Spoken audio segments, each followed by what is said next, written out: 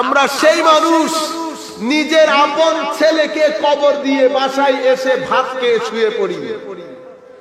আমরা সেই মানুষ যারা নিজের মাকে কবরস্থ করে 4 দিনের দিন আমরা খাওয়া দাওয়ার আয়োজন করে বন্ধু বান্ধব নিয়ে হাসি ঠাট্টা করি। আমরা সেই মানুষ। হাই মানুষ, জেগে উঠেন।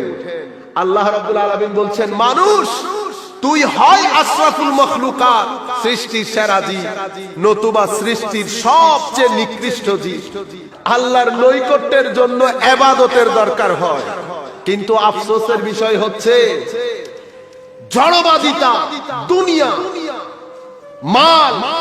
মাল ও দৌলতের লোভ, সামগ্রিকভাবে আমরা এমন একটা অবস্থার মধ্যে পড়ে গেছি, আমাদের এখানে সব বিষয়ের মধ্যে ইস এবং রাস, নাম এবং রেওয়াজ, এইটা ছাড়া সকল কিছু থেকে ওই জিনিসের রূপ বের হয়ে গেছে। কি বের হয়ে গেছে? আমরা রমজানের মধ্যে খতম তারাবি পড়ি না? খতম তারাবি, হায় হায়, যেই কোরআন খতমের মধ্যে তিলাওয়াত করা হয়, সেই কোরআনের ব্যাপারে আমার আল্লাহ কালামে পাকের মধ্যে বলছে, ইন্না আরাদনাল আমানাতা আলাস সামাওয়াতি ওয়াল আরদি ওয়াল জিবাল ফাআবাইনা আইয়াহমিলনাহা ওয়া আশফাকনা মিনহা ওয়া হামালাহাল ইনসান। এমন জিনিস যেটাকে পাহাড় পর্যন্ত ধারণ করতে পারে নাই, এমন কিতাব আল্লাহ আমাদেরকে দান করেছেন, যেই কিতাবের কারণে বিশ্বের মানুষ একেবারে নর্থ আমেরিকা থেকে শুরু করে একেবারে মিশরের আরো আগে চলে যান, কোন মানুষ ইসলামের বিরুদ্ধে কথা বলার সাহস করে না। বড় বড় বৈজ্ঞানিকরা মুসলমান ইসলামের ব্যাপারে কথা বলার সাহস করেন না। কিসের কারণে? কোরআনের কারণে। যেই কোরআনের মধ্যে আমার আল্লাহ বলছেন, আমি সব কিছু লিপিবদ্ধ করেছি, এটা একটা জ্ঞানের ডিপো। সেই কোরআনকে আমরা কখন তিলাওয়াত করি? মানুষ মারা গেলে, ঠিক না? আমাদের মধ্যে আপনারা যারা আছেন, দেখি বলেন তো, আপনারা গত সপ্তাহে শেষ কোনবার আপনি কোরআনে পাক তিলাওয়াত করেছেন? আমাদের মধ্যে না। আমরা রং ট্র্যাকে চলে যাচ্ছি। আপনারা দয়া করে জেগে উঠেন, কারণ পৃথিবীর নিজাম পরিচালনার জন্য আমরা কখনো ভাই, কখনো ছেলে, কখনো বাবা, কখনো স্বামী, কারণ পৃথিবীর নিজাম পরিচালনা করতে হবে। আসলে কি আমরা সবার সাথে থাকবো? আমাদের জার্নি সব সময় একা। এসেছি মায়ের কোলে, মায়ের পেটের মধ্যে ছিলাম, ঠিক না? দীর্ঘদিন মায়ের পেটে ছিলাম, একা ছিলাম। রূর জগতে ছিলাম, একা ছিলাম। আবার মাটির পেটে চলে যাব, তাও একা যাব। কিন্তু এই সময়টা আল্লাহ রাব্বুল আলামিন পৃথিবীর নিজাম পরিচালনার জন্য মওলায়ে করিম আমাদেরকে বিভিন্ন সম্পর্কে সম্পর্কিত করেছেন। আসলে আমরা কেউ কারো না। আমরা সেই মানুষ নিজের আপন ছেলেকে কবর দিয়ে বাসায় এসে ভাত খেয়ে শুয়ে পড়ি। আমরা সেই মানুষ যারা নিজের মাকে কবরস্থ করে 4 দিনের দিন আমরা খাওয়া দাওয়ার আয়োজন করে বন্ধু বান্ধব নিয়ে হাসি ঠাট্টা করি। আমরা সেই মানুষ। হাই মানুষ, জেগে উঠেন। আল্লাহ রাব্বুল আলামিন বলছেন, মানুষ তুই হয় আশরাফুল মখলুকাত, সৃষ্টির সেরা জীব, নতুবা সৃষ্টির সবচেয়ে নিকৃষ্ট জীব। সিদ্ধান্ত তোর হাতে। সৃষ্টির সেরা জীব করে আমি তোকে বানিয়েছি, এবং সেরা জীব হিসেবে থাকার জন্য আমি নবী রাসূল পাঠিয়েছি। নবী রাসূলের পরে আলেম উলামা পাঠিয়েছি, যারা তোদের ঘরের দরজায় গিয়ে বারবার কোরআন এনেছে, তোদেরকে জেগে তোলার চেষ্টা করেছে। তোরা তুচ্ছ তাচ্ছিল্যের হাসি হেসেছিস, জিদের জীবনকে ধ্বংস করে দিয়েছে। আমি বারবার, আমার আল্লাহ বলছেন, ইয়া আইয়ুহাল ইনসান মা গাররাকা বিরাব্বিকাল কারীম। হে মানুষ, তুই যখন আমাকে ভুলে যাস, তুই যখন আমার ব্যাপারে গাফেল হয়ে যাস, আমার বড় আশ্চর্য লাগে।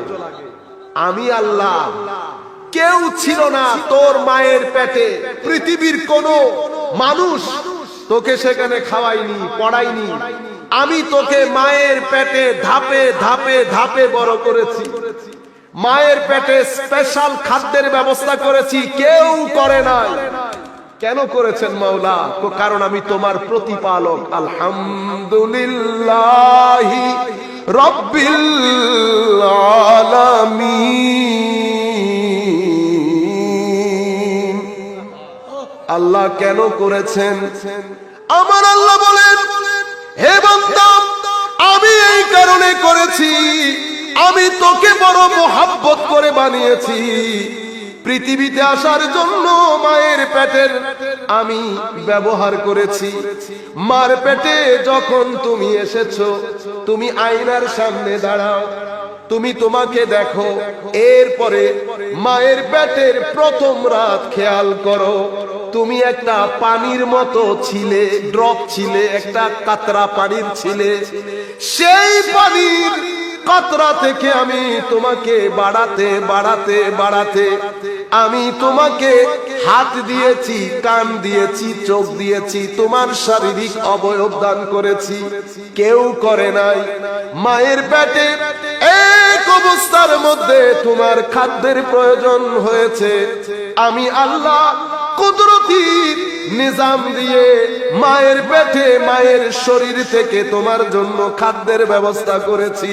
বান্দারে, কেউ করে নাই, আমি করেছি। মাওলা কেন করেছেন? আমার আল্লাহ বলছেন, বান্দা, আমি তোকে বড় মহব্বত করে বানিয়েছি। বান্দারে, আমি তোকে বড় প্রেম করে মহব্বত করে বানিয়েছি। আমি তোর প্রতিপালক হয়েছি। মা যেমন ছেলেকে পালে, আমি তার চেয়েও কোটি গুণ বেশি আদর মহব্বত নিয়ে তোকে লালন পালন করি।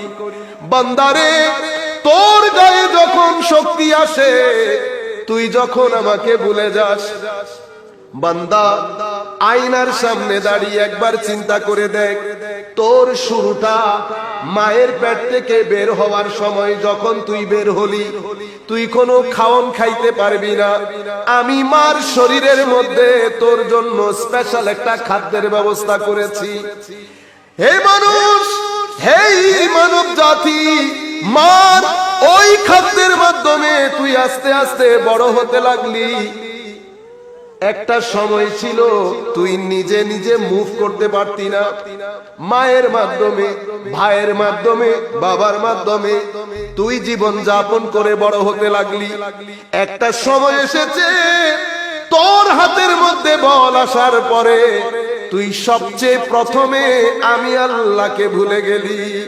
বান্দারে, ঘরের লাইট অফ করে দিয়ে একবার চিন্তা করে দেখতো, আমার রহমত ছাড়া একটা সেকেন্ড পৃথিবীর জমিনে থাকতে পারবি কিনা? বান্দারে, তুই যে তোকে অনেক বড় মনে করছিস, শক্তিশালী মনে করছিস, তুই কি জানিস তোর পাশে, ঘরের পাশের গাছের একটা পাতা আমি আল্লাহর হুকুম ছাড়া পড়তে পারে না? বুঝতে পেরেছে? এই অবস্থার মধ্যে আমরা মানুষ, আমরা এই জায়গার মধ্যে এসে আমার আল্লাহকে ভুলে গেছি। তো আমার আল্লাহ বলছেন, বান্দা, আমি রব্বুল আলামিন। রব্বুল, আমি আপনাদেরকে যে জিনিসটা মৌলিক পয়েন্ট বোঝাতে চাচ্ছি, সব কিছু থেকে রূহ বের হয়ে গেছে। কি বের হয়ে গেছে? রূহ। কোরআনে পাক পড়ি, কোরআনে পাকের মধ্যে রূহ নাই। দরুদে পাক পড়ি, রূহ শূন্য। আপনারা বুঝতে পেরেছেন আমি রূহ বলতে কি বোঝাতে চাচ্ছি? মানুষ, মানুষই তো। রূহ বের হয়ে যাওয়ার পরে আপনি না বলছেন লাশ, সবকিছু আছে, শুধু রূহটা বের হয়ে গেছে। আমাদের যাবতীয় ইবাদতের মধ্যে ইস এবং রাস, উলামায়ে কেরাম বুঝবেন এগুলা, নাম এবং রেওয়াজ, নাম এবং রেওয়াজ রয়ে গেছে, রূহ বের হয়ে গেছে। আমাদের ওয়াজ থেকে রূহ বের হয়ে গেছে। কারণ আমি যিনি ওয়াজ করছি, আমার মধ্যে যদি ইলম না থাকে, আমল না থাকে, সিজদা না থাকে, ইখলাস না থাকে, আমার ওয়াজের মধ্যে রূহ থাকবে? আপনারা যারা মাহফিলের মধ্যে আসেন, আপনার মধ্যে যদি নিয়ত না থাকে, তাহারাত না থাকে, সালাত না থাকে, আমি যে জিনিসটা দিতে চাচ্ছি আপনি নিতে পারবেন? আমার ভাইরা, এটা আমাদের কেন প্রয়োজন? এটা আমাদের এই কারণে প্রয়োজন, আপনি কবরের কথা ভুলে যান। আপনি বলবেন হুজুর খালি কবরের কথা বলে। আমি কবরের কথা বলছি না আপনাকে, আমি দুনিয়ার কথা বলছি। আপনি দুনিয়ার জমিনে শান্তি পেতে চাইলে ইসলাম বাদে, কুরআন বাদে গ্যারান্টির সাথে বলছি আপনি পৃথিবীতে শান্তি পাবেন না, অসম্ভব। পৃথিবীতে যদি টাকা পয়সা, ঘর বাড়ি, গাড়ি দিয়ে কেউ শান্তি পাইতো, পশ্চিমা বিশ্বের লোক সবচেয়ে বেশি শান্তিতে থাকতো। ভাইরা আমার, শান্তিতে থাকার জন্য অনেক টাকা পয়সার দরকার হয় না, এটা আপনারা জানেন। অনেক লেখাপড়ার দরকার হয় না। আপনি শান্তিতে থাকতে চাইলে আপনি শুধুমাত্র আপনার ঘরের মধ্যে একজন মানুষ হিসেবে মানুষের মত না করে, ছেলেদের মধ্যে বউয়ের সাথে ঝগড়া ফাসাদ না করে, তুই তুকারি না করে আপনি নিজের ঘরকে বেহেশত বানাতে পারবেন। এটা আমার নবী করে দেখিয়েছেন।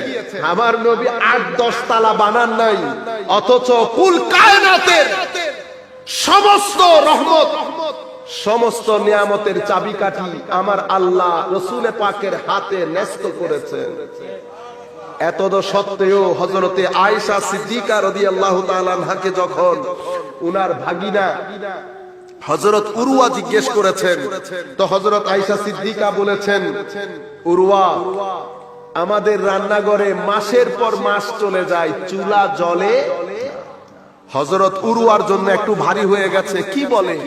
ইমামুল মুরসালিন নবীর রান্নাঘরে যদি আগুন না জ্বলে তো আগুন জ্বলবে কার রান্নাঘরে? খালা আপনারা থাকেন কিভাবে? দুইটা কালো জিনিসকে আমরা জীবন ধারণ করি, পানি আর খেজুর, পানি আর খেজুর। তো যেই ঘরে পানি আর খেজুর খেয়ে জীবন ধারণ হয়, সেই ঘর থেকে পৃথিবীর সবচেয়ে দামি সভ্যতার আলো জ্বলেছে। পৃথিবীর সবচেয়ে দামি সভ্যতার আলো জ্বলেছে, পৃথিবীর সবচেয়ে উত্তম চরিত্রের আলো জ্বলেছে, পৃথিবীর সবচেয়ে উত্তম নিজামে আলো জ্বলেছে সেই ঘর থেকে। আমার ভাইরা, আমার চাচারা, আপনি জমিনে কাজ করেন, আপনি রিক্সা ড্রাইভার, যেই কোনো ব্যক্তি ইচ্ছে করলে, কারণ মসজিদের মধ্যে এমন না যে আমি বুঝতে পারি নাই, জানতে পারি নাই, আমাদের মসজিদে প্রত্যেক জুমাবারে বক্তব্য হয় না? সেই জুমা থেকে আমরা তাকওয়া পরহেজগারির কথা শুনি না? তাকওয়া পরহেজগারি কি জিনিস জানেন? তাকওয়া পরহেজগারি হচ্ছে আমার এই শরীরের মধ্যে অংশ কয়টা? 3টা। কয়টা? একটা এখান থেকে এখান পর্যন্ত, আরেকটা এইটা, আরেকটা এখান থেকে নিচ পর্যন্ত। কয়টা পেয়েছেন? 3টা। এখান থেকে এখান পর্যন্ত হচ্ছে জ্ঞান গরিমা শিখবেন, জ্ঞান গরিমা শিখবেন, মুখস্থ করবেন, বুদ্ধি বিবেচনা সবকিছু এখানে। এখান থেকে এখান পর্যন্ত মহব্বতের জায়গা। কিসের জায়গা? মহব্বতের জায়গা। এখান থেকে এখান পর্যন্ত ঈমানের জায়গা। ঈমান এখানে থাকে না, ঈমান এখানে থাকে। ঈমান এখানে থাকে। মুখ দিয়ে কোরআনে পাক পড়বেন, ব্রেন দিয়ে হেফজ করবেন, নূর এখানে আসবে। কোথায়? এখানে। এখন এটা যদি বন্ধ থাকে নূর আসবে? আসবে না। যদি এখন নূর এটাতে আসার জন্য, নূর এখানে আসার জন্য এটা পরিষ্কার হইতে হয়। কি হইতে হয়? পরিষ্কার। এখন কয়টা কি ধরনের কথা? আমার ভাইরা, আপনি কোন একটা গ্লাসের মধ্যে দুধ ঢালার জন্য গ্লাস পরিষ্কার করেন না? গ্লাস যদি অপরিষ্কার থাকে আমি ওই দুধ পান করব? আপনিও বা আমাকে দেবেন? দেবেন না। এই জিনিসটা হচ্ছে নূরের জায়গা। কিসের জায়গা? নূরের জায়গা। এই জিনিসটা মোহাব্বতের জায়গা। এই জিনিসটা খৌফ খশিয়তের জায়গা। এই জিনিসটা ইখলাসের জায়গা। এই জিনিসটা লিল্লাহিয়তের জায়গা। এই জিনিসের মধ্যে আল্লাহ বসবাস করে।